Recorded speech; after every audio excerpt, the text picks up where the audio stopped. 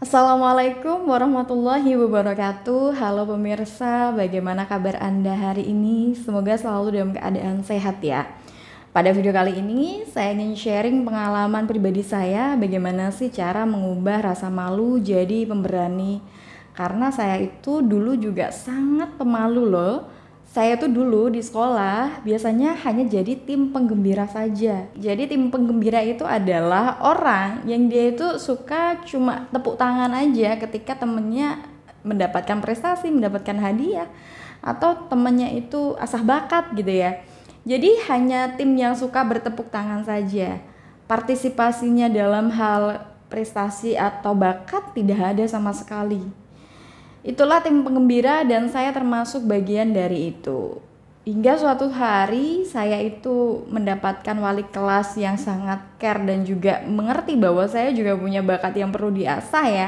Saya juga punya kesempatan yang sama seperti teman-teman berbakat lainnya. Akhirnya saya dibimbing lah, digembleng lah ya di situ.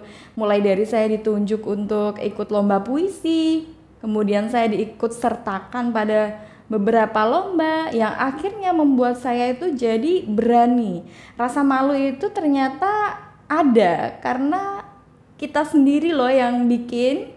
Maksudnya gimana sih? Ya karena memang rasa malu itu biasanya muncul karena kita sudah takut duluan. Kita biasanya takut mengkhawatirkan sesuatu yang sebenarnya belum jelas bakalan terjadi.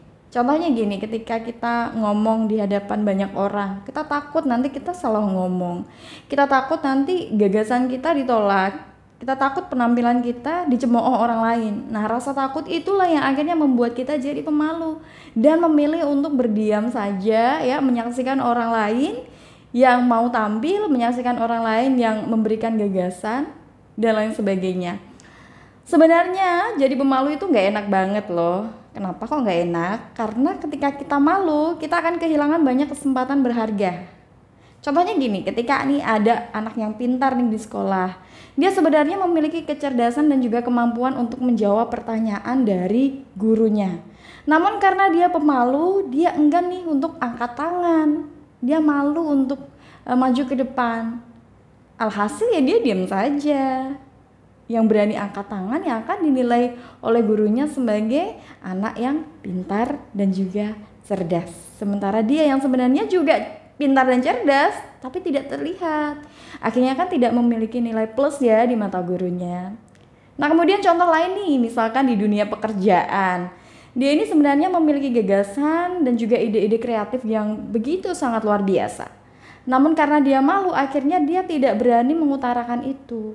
Membuat dia kalah dengan teman-temannya yang lain.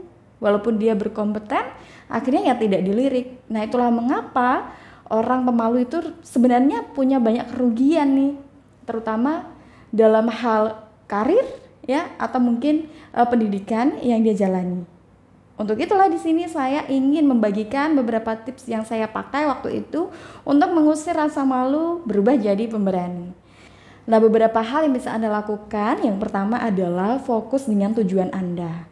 Kalau tujuan Anda ingin mengutarakan gagasan atau Anda ingin bicara di depan banyak orang ya sudah fokus saja dengan apa yang akan Anda ucapkan, apa yang ingin Anda sampaikan. Terkait dengan hasil ditolak atau diterima oleh orang lain itu urusan belakangan. Karena dulu ketika saya dilatih oleh guru saya pun seperti itu. Saya diminta untuk fokus saja. Kalau kamu fokus lomba ya sudah, kamu fokus untuk tampil. Masalah nanti juara atau tidak itu urusan belakangan. Yang terpenting kamu fokus untuk bisa menyelesaikan tugas kamu. Kamu fokus dengan tujuan kamu. Nah, selain untuk membuat diri kita lebih nyaman ya, fokus dengan tujuan ini juga bisa membentengi diri kita dari hal-hal yang bisa menghancurkan atau menjatuhkan mental kita. Karena apa? Karena kita sudah tidak peduli nih nanti orang lain ngomong apa di belakang kita, nanti penilaian orang lain seperti apa tentang kita, kita sudah tidak peduli lagi. Yang penting kita fokus dengan tujuan, kita menyampaikan apa yang memang perlu untuk kita sampaikan. Gitu. Jadi ingat ya, harus digarisbawahi, pertama adalah Anda harus fokus dengan tujuan Anda. Kemudian yang kedua adalah Anda harus bisa berpikir positif. Sekali lagi nih ya, pikiran positif ini memberikan dampak yang sangat luar biasa bagi diri kita. Ketika kita berpikir positif, maka hal-hal baik akan terlihat jelas di mata kita. Namun kalau kita berpikir buruk, ya tentu saja hal-hal buruk, kemungkinan-kemungkinan buruk yang akan nampak di depan mata kita. Akhirnya kan akan mempengaruhi bagaimana kita bersikap. Untuk itu kita harus selalu berpikir positif. Kita tidak perlu berpikir kalau orang lain akan menolak kita, orang lain akan menolak pendapat kita, orang lain akan mencemooh penampilan kita. Tidak perlu berpikir seperti itu. Itu hanya akan merusak keberanian kita. Ya, untuk itu Anda harus berpikir positif, berpikir bahwa penampilan Anda adalah penampilan yang baik, penampilan Anda bisa membuat orang lain memahami apa yang Anda sampaikan, gitu, dan pikiran-pikiran positif lainnya. Oke? Karena pikiran kita bisa menentukan bagaimana kita bersikap. Jadi rugi dong ya kalau kita berpikir negatif, yang ada malah akan merusak diri kita sendiri.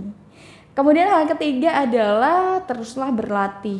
Tidak bisa dipungkiri ya, kalau misalkan kita ingin menjadi pribadi yang pemberani, kita harus terus berlatih.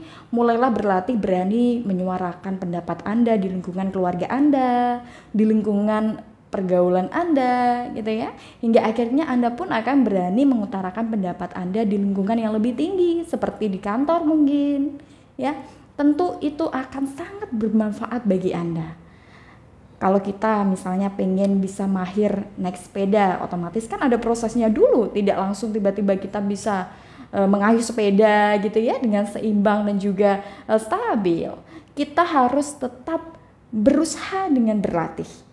Terus berlatih, berani menyuarakan pendapat, ide Anda, gagasan Anda mulai dari lingkungan terkecil Anda, lingkungan terdekat Anda, hingga secara terus-menerus itu Anda biasakan, akhirnya Anda akan menjadi pribadi yang pemberani.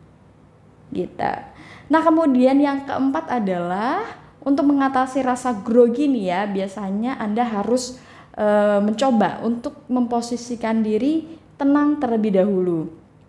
Kalau misalkan Anda ngobrol dalam keadaan tidak tenang ya, atau Anda masih dalam keadaan grogi parah ya, otomatis itu akan mempengaruhi ucapan Anda nanti. Untuk itu usahakan sebelum Anda memulai bicara, sebelum Anda tampil di depan banyak orang, usahakan untuk menenangkan diri, rileks dulu. Kalau saya pribadi sih biasanya dengan minum air putih ya, kemudian mengatur pernafasan. Nah, ini sangat membantu ya untuk menyeimbangkan kondisi kita dan juga bisa menambah kekuatan mental kita. Gitu. Dan tak lupa juga ya bisa dengan berdoa, semoga diberikan kelancaran kita dalam berucap. Nah, itu pemirsa beberapa hal yang bisa dipraktikkan ya untuk mengusir rasa malu, karena sebenarnya rasa malu ini sangat mengganggu dan bisa membuat diri kita tidak terlihat, dalam arti tidak terlihat bakat kita, ide-ide kreatif kita. Kalau misalkan di dunia pekerjaan, akhirnya ya susah naik pangkat juga karena kita dinilai sebagai karyawan yang pasif. Nah, untuk itu tetap semangat ya menjadi pribadi yang pemberani. Selama Anda tidak melakukan kesalahan, ya nggak perlu malu, ya kan? Nah, bagi Anda nih yang punya pertanyaan atau Anda ingin menambahkan, silahkan Anda boleh tulis di kolom komentar atau bisa DM ke Instagram saya, Sholihatun Motivasi. Sampai ketemu di lain video. Wassalamualaikum warahmatullahi wabarakatuh.